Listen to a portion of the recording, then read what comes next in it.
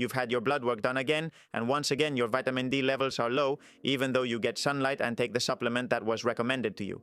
No one explains why, and this is frustrating. As an endocrinologist, I've noticed this pattern for years, but most people don't realize the following. Sun exposure explains less than 50% of your vitamin D levels.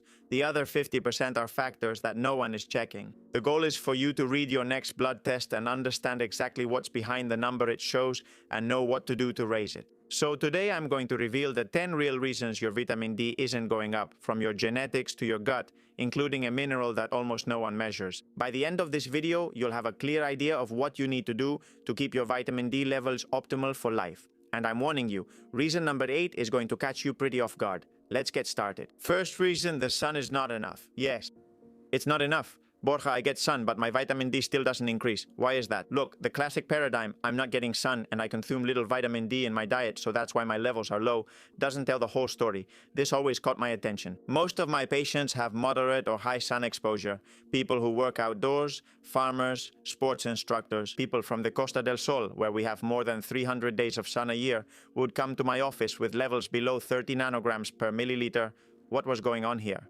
What's going on? What am I missing? Well, after a lot of research, what happens is that sun exposure is responsible for less than 50% of the variation in levels between individuals. Calcifidiol, which is what we technically call 25-hydroxyvitamin D, and it's what we measure in the blood. Calcifidiol is the net result of how vitamin D is distributed and stored in your body, and of 5 factors acting together synergistically. The first factor is production in the skin from sun exposure, which depends on your skin phototype, whether you have lighter or darker skin. The second lever is dietary intake. Oily fish, eggs, fortified dairy products, be careful with plant-based diets, and supplementation, obviously. The third lever is the enzymatic machinery and cofactors, meaning the proteins your liver and kidneys use to activate the vitamin D system. The fourth is tissue storage or sequestration. I'll explain this later because it's absolutely key. The fifth is catabolic clearance, the rate at which your body breaks down vitamin D, which, by the way, is also highly variable and not often discussed. These 5 levers are under genetic control and environmental modulation. The result, for one person, 800 international units per day, can raise their levels perfectly into the therapeutic range, but for another person right next to them, the same dose doesn't move their lab results at all. We would call these people non-responders, and usually we just leave it at that without investigating why or what's happening. We just increase the dose and that's it. Today we're going to do the opposite. We're going to investigate a bit more. Let's look at reason number 2. Genetic differences lead to different levels. Here we're entering a little-known area. There are genetic variants, the well-known polymorphisms, that can make your levels up to 50% lower than your neighbors, even if you eat the same and get the same sun exposure. The best documented example in the literature is the variance of the GT gene, which makes the vitamin D binding protein in the blood, the DBP. Imagine the DBP. A taxi that carries vitamin D around your body. Well, there are genetic variants that create less efficient taxis, which release or pick up the passenger vitamin D less effectively, but there's a fact that I find fascinating and that I always share. In the CYP2R1 gene, which codes for the first activating enzyme in the liver, 21 polymorphisms have been identified that reduce its activity. And the alleles with decreased function can reach a frequency of 8% in low-latitude populations. That is, in areas with a lot of sun, they can have a frequency of this variant, Borja. Translate that for me. Look, evolution in places with abundant sunlight positively selected genes that produce less vitamin D, not more. The body kind of shielded itself against the excess. The paradoxical and very unintuitive conclusion is that living in the sun does not guarantee having high vitamin D. In fact, if you have Mediterranean or equatorial ancestry, your genetic makeup is actually programmed to slow down production. So if you live in the shade and work without vitamin D, what's going to happen? You're going to have low levels. I'm pointing out this fact because it connects directly with what we'll see in reason 9.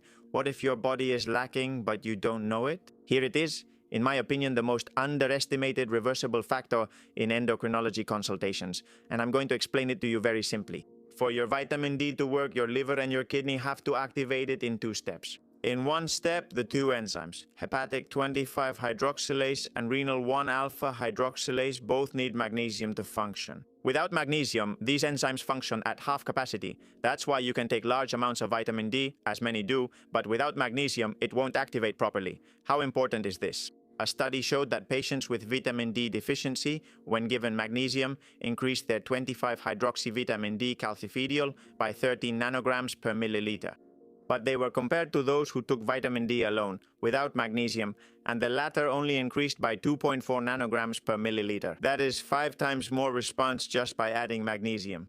And the catch is that subclinical hypomagnesemia, that deficiency that doesn't show up in a blood test, is very common in people with obesity, type 2 diabetes, hypertension, insulin resistance, chronic stress, or continuous use of acid-reducing medications like omeprazole. How do you fix it? 2 ways. Get enough magnesium, leafy green vegetables, seeds, nuts, legumes, real dark chocolate, or supplement it. Trio-Mag is magnesium threonate I developed for full gas, and it also helps calm your nervous system. Also, now we have it in powder form, which is more convenient, and you can benefit from doses of 2 grams of threonate with more benefits and evidence for the central nervous system.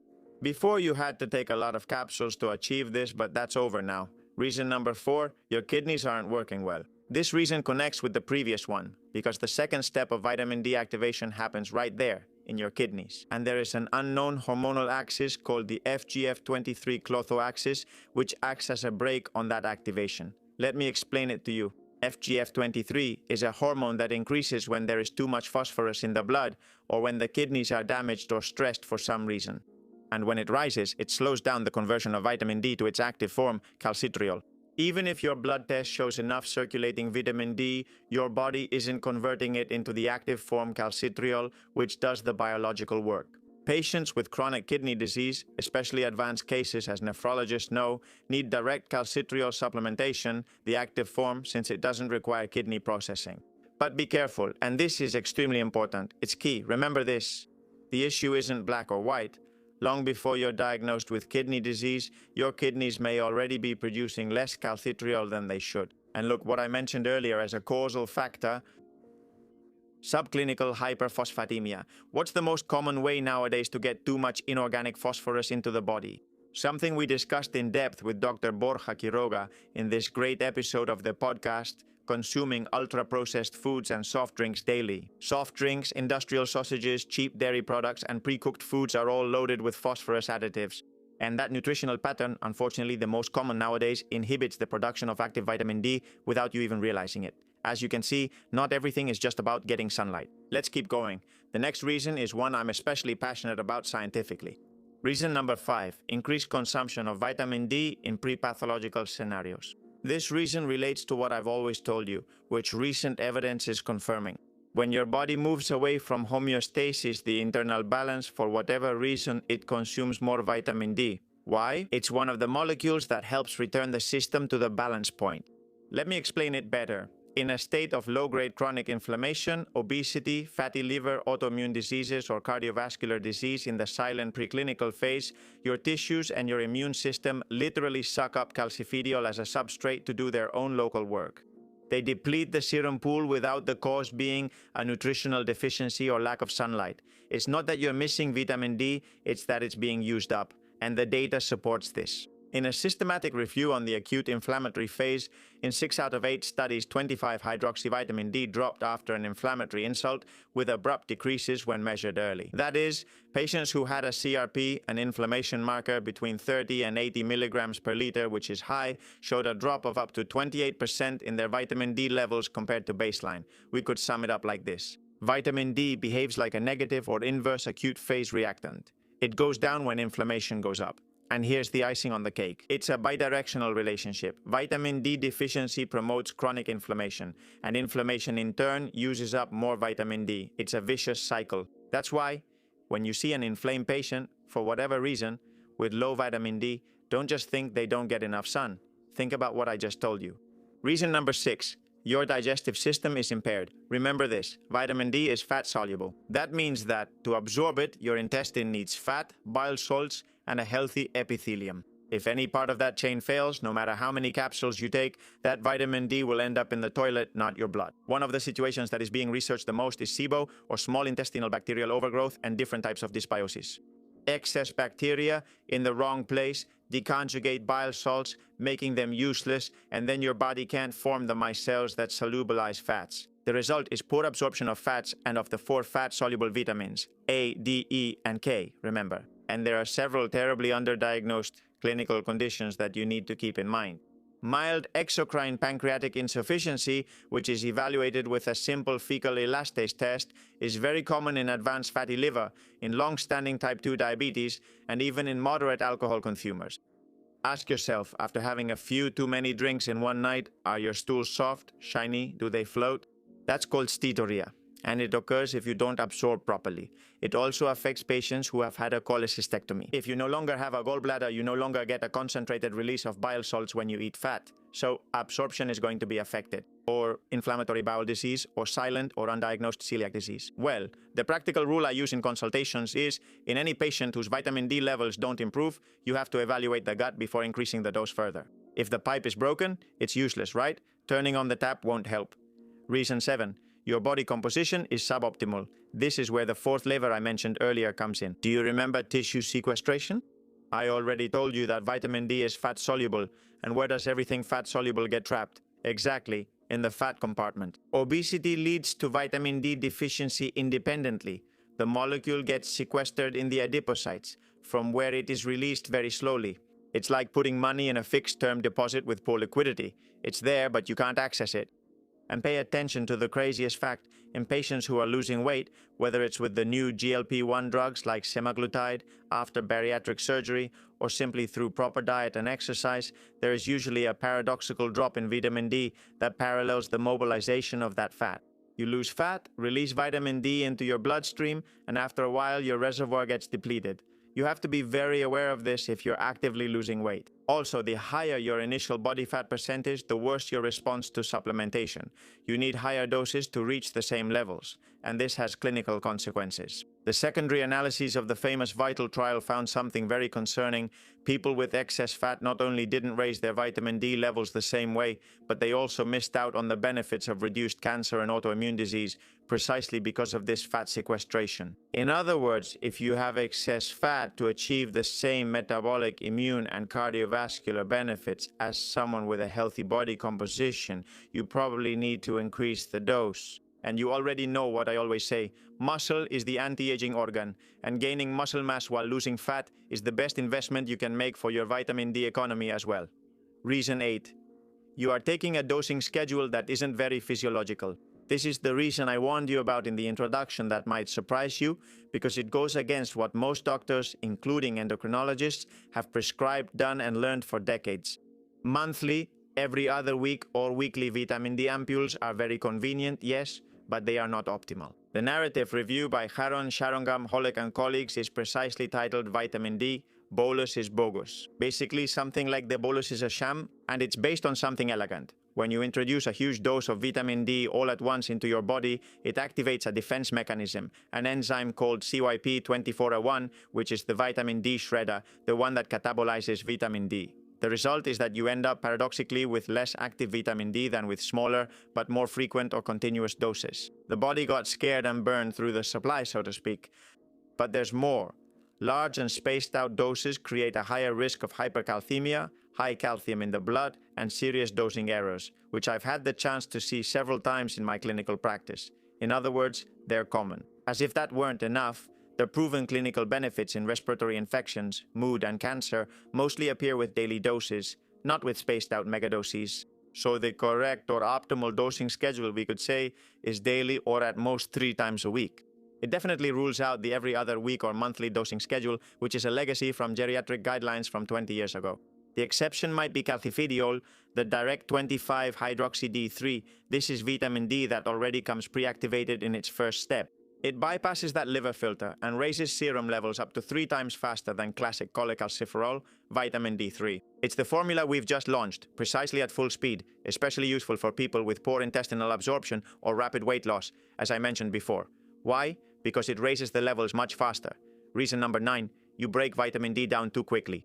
I told you reason number 2, that genetics determines how much vitamin D you produce. Well, here's the other side of the coin. Genetics also determines the speed at which you break it down, just like it happens with caffeine. There are fast metabolizers, right? There are people who can have coffee in the late afternoon or evening and it doesn't affect their sleep. I'm so envious. And there are slow metabolizers who can't sleep at all if they have coffee at 2 in the afternoon. There are also fast and slow vitamin D metabolizers. No one has mentioned this. The main enzyme is once again CYP.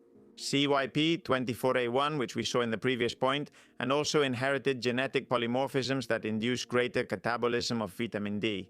In other words, they speed up its elimination. On the other hand, there are factors that we can consider environmental that further activate that catabolizing enzyme. Mild hyperphosphatemia, yes. Once again, ultra-processed foods, glucocorticoids, antiepileptics, antifungals, antiretrovirals, and other drugs that are processed by the liver through the CYP3A4 system. Or megadoses of vitamin D, like I mentioned in the previous reason. Well, if you take any of these drugs chronically, you can't expect your vitamin D to behave like that of a person who isn't on medication. You will need adjusted doses and possibly supplementation with calcifediol or a more frequent regimen. And reason number 10, you are using subtherapeutic doses. We've reached the simplest reason, but also the most common one. The doses you're prescribed may simply be insufficient. That's it, very simple. The famous 800 units a day, which are still being prescribed in many primary care offices, raise about 95% of the population to levels around 20 nanograms per milliliter, which is strictly the bone threshold, right? To prevent rickets and osteomalacia. This is fine, it's the bone dose. But to achieve the extraskeletal benefits, the immunological, muscular, metabolic, and oncological ones, you'd need to be between 30 and 40 at a minimum, and ideally close to 50. And for that, most adults need between 2,000 and 4,000 units daily. This was made very clear by the European meta-analysis by Manuel Ruprecht in 2023 Ruiz. En 2023. Yes, don't increase the dose beyond that without supervision, always with follow-up blood tests, and always with a doctor, with an endocrinologist, with a professional to guide you. But if you're taking 800 units and your levels don't go up, well, maybe nothing will happen. You're simply taking an underdosed amount. In conclusion, when your levels don't go up or drop very quickly, even with 2,000 or 4,000 units a day, check the following points before increasing the dose. Make sure your magnesium intake is sufficient. If your digestive system is absorbing well or not. If you have a systemic inflammatory condition. If your kidney function is adequate. If you are using a dosage that is not optimal. If your body fat percentage is very high. If there are factors that increase the hormone's catabolism. If you have genetic factors that make it harder to raise your vitamin D levels. As you have seen, there are many reasons beyond just, I don't get sun or I do get sun. Refractory vitamin D deficiency may not be due to getting little sun. It's a phenotype where genetics, overall health, inflammation, magnesium, and body composition all converge. And the answer is usually to fix the underlying factors the vitamin D dose you're taking is acting on, not to increase the dose further. If this video has changed your mindset, leave me a comment telling me which of the 10 reasons you had never heard before, and subscribe, it's free. See you in the next video, a big hug, and let's keep empowering.